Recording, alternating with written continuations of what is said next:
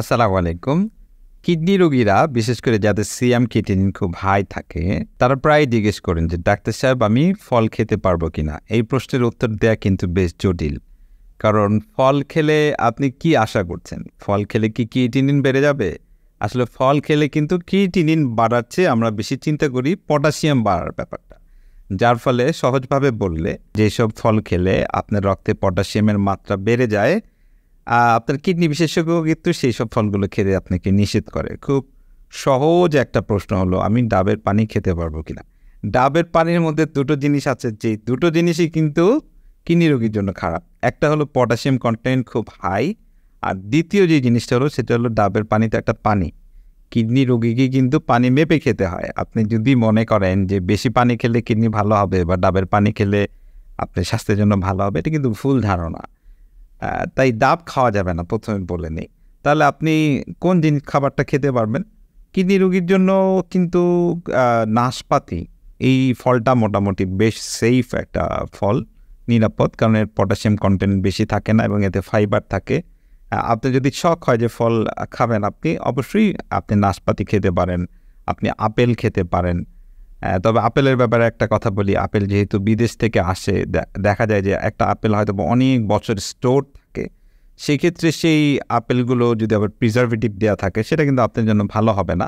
বরঞ্চ আপনি দেশি ফলের মধ্যে পেয়ারা খেয়ে দেখতে পারেন। পেয়ারাটা দেশি ফল, তাজা পাওয়া যায়, এটার মধ্যে পটাশিয়াম কনটেন্ট খুব হাই না।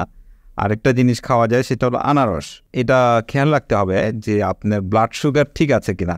আপনি ফল খেতে যাচ্ছেন, আপনি ২-৩ টুকরা আনারস খেলেন, অসুবিধা নাই। কিন্তু আপনার ব্লাড সুগার যদি ঠিক না থাকে, তাহলে কিন্তু যে মিষ্টি জাতীয় ফলগুলো আপনি খাওয়ার আগে চিন্তা করতে হবে। কারণ আপনার ডায়াবেটিস যদি বেড়ে যায়, দেখা গেল এটা আপনার স্বাস্থ্যের জন্য খারাপ। শুধু পটাশিয়ামের কথা চিন্তা করলে হবে না। তেমনি আরেকটা ফল আছে তরমুজ। তরমুজও যদি আপনি খান, তাহলে কিন্তু আপনার পটাশিয়াম লেভেল অত বাড়ে না। কিন্তু তরমুজের সমস্যাটা হলো তরমুজে অনেক পানি রয়েছে। এখন আপনি যদি কিডনি রোগী হন এবং আপনার যদি শরীরে অনেক পানি জমা থাকে, তাহলে আর আপনার কিডনি বিশেষজ্ঞ বলল যে আপনি পানি খেতে পারবেন না, আপনি ফল খেতে পারবেন। ওই ফলটা আপনি তরমুজ জায়গা দিয়ে ভরে দিলেন। তাহলে কিন্তু আপনার ওয়াটার কনটেন্ট বেশি হয়ে গেল। এখন এই যে আমি কথাগুলো বলছি, এর মধ্যে আমাদের আরেকটা জিনিস মাথায় রাখতে হবে। সেটা হলো যে আপনার পটাশিয়ামের মাত্রা কত, এটা কিন্তু জেনে নিতে হবে। শুধুমাত্র সিরাম ক্রিয়েটিনিনের মাত্রা দেখেই আপনি সিদ্ধান্ত নিয়ে নিবেন আমি ফল খাবো না, তা কিন্তু নয়। প্রথম কথা হলো, আমরা স্বাভাবিকভাবে কতটুকু ফল খাই?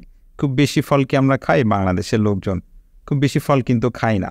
তো আপনার পটাশিয়ামের মাত্রা দেখা গেল 3.5 বা 4, আপনি কিন্তু নির্দ্বিধায় ফল খেয়ে ফেলতে পারেন। আবার আপনার পটাশিয়ামের মাত্রা 5 এর উপরে, 5.5-এও চলে গেছে, তাহলে কিন্তু আপনি যেকোনো ফলই কিন্তু সাবধানে খেতে হবে। তবে কিছু, কিছু ফল আছে আপনি একদমই খেতে পারবেন না বা খাওয়াটা একদমই ভালো না। এর মধ্যে যেমন আছে একটা কলা, একটা ফল। কলা ফলটাকে কিন্তু আমরা নিষেধ করি, কারণ পটাশিয়াম কনটেন্ট খুব হাই।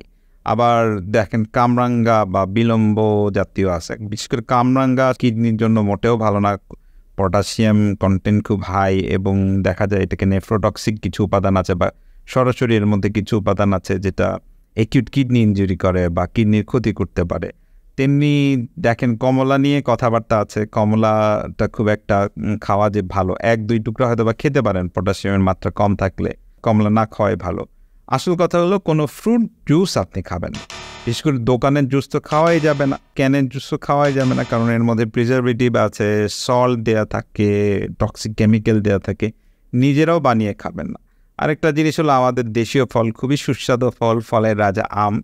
এটা কিডনি রোগীদের জন্য কিন্তু খুব একটা ভালো না। তেমনি কাঁঠাল আছে একটা ফল, এটাও কিডনি রোগীদের জন্য ভালো না। অনেকের ধারণা বিদেশি ফল বোধহয় আমাদের জন্য খুব ভালো। বিশেষ করে ওনারা কিউই ফলটা খুব পছন্দ করেন।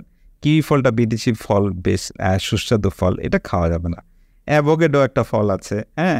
অ্যাভোকাডো ফলের কিন্তু প্রোটিন কনটেন্ট খুব হাই। সো এটা হাই প্রোটিন এবং পটাশিয়ামও খুব হাই। যার ফলে এই ফলটাও কিন্তু আমাদের কিডনি রোগীদের আমি বলব না খাওয়ার জন্য। খেলে আপনার উপকারের চেয়ে ক্ষতি হবে। তবে পেঁপে এমন একটা ফল যে আপনি যদি অল্প মাত্রায় খান এবং কিডনি রোগী হয়, আপনি খেতে পারেন। আবার যদি বেশি মাত্রায় খেতে যান, আপনার জন্য কিন্তু এটা খারাপ হয়ে যেতে পারে। বড়ই একটা ফল, বাংলাদেশে যেটা কুল আছে, এই বড় জাতীয় ফলটা কিন্তু আপনি খেতে পারেন, বা স্ট্রবেরি টাইপের একটা ফল আছে, এটা কিন্তু আপনি খেতে পারেন। কিন্তু অন্যান্য ফল যেমন আছে যে শুকনো ফল, যেমন যেমন আমাদের বিদেশ থেকে যে আরেকটা ফল আসে খেজুর, ড্রাইড খেজুর, এটা কিন্তু না খাওয়াই ভালো।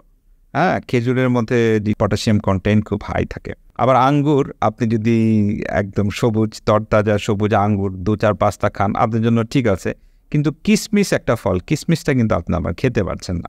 অনেককে ওয়ালনাট বা এই ধরনের বাদাম জাতীয় ফল খেতে চান, কিডনি রোগীর জন্য এটার মধ্যে জানেন প্রোটিন কন্টেন্ট খুব হাই থাকে এবং অনেক সময় পটাশিয়াম কন্টেন্টও খুব হাই থাকে, যার ফলে এই ফলগুলো না খাওয়াই ভালো।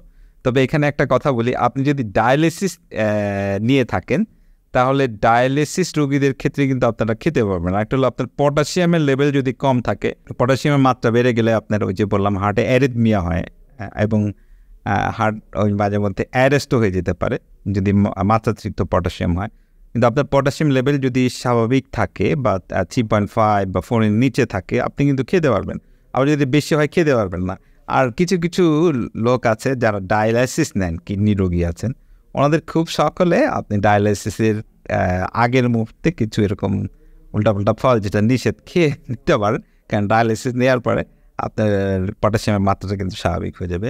তারপর আমি বলবো যাই খান হিসাব করে খান, আপনার কিডনি বিশেষজ্ঞের সাথে পরামর্শ করে খান এবং একজন নিউট্রিশনিস্টের সাথে পরামর্শ করুন কোন ফলে পটাশিয়াম আছে, কত মাত্রায় আছে, কোনটায় সুগার হাই, আপনি ডায়াবেটিক কিনা, হ্যাঁ, এগুলো জেনে নিয়ে ফল খান।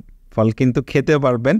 আর আমরা ফল খুব বেশি খাই না, এই জন্য আফসোস করার কিছু নাই। কিডনি রোগ হয়েছে মানে আপনার খুব একটা অভিশপ্ত জীবনযাপন করতে হবে এমন ধারণা না রাখাই ভালো। সুস্থ থাকুন, ভালো থাকুন। কোনো প্রশ্ন থাকলে আমাকে লিখে জানান। আর এতক্ষণ কষ্ট করে আমার সঙ্গে থাকার জন্য ধন্যবাদ।